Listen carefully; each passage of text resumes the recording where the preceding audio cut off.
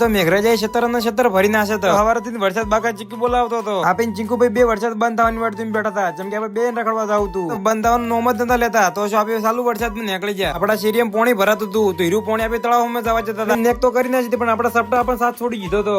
અહીંયા તો વરસાદ નો આનંદ લેતા પણ કાચપા ભાઈ જોવા મળી ગયા હતા. તો આપડો કાકાનો છોકરો આપણને ટેકનોલોજી લગાવીને સંપલ હમ કરી આલતો હતો.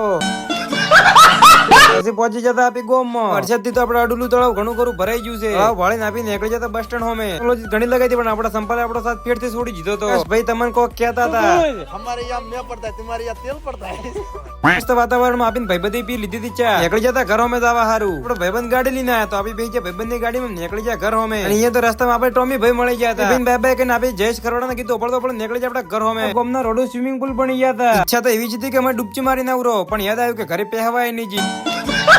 આપણને અત્યારે મળી જતી ગાડી ની ચાવી. જેમ કે આપડે જવાનું હતું શાકભાજી લેવા હારું. તો પહોંચી ગયો ભાઈ શાકભાજી લેવા. મસમાજી થી ફાટક માથે તડકો માથે વરસાદ વરતો પણ આપણે આપણું કામ તો કરવાનું. ડ્યુટી પૂરી કરીને આપી જતા ઘરે. ઘરે આપી ખાલી તો પાપડ. તો મળીએ બીજા બ્લોગ માં. જય દ્વારકાધીશ.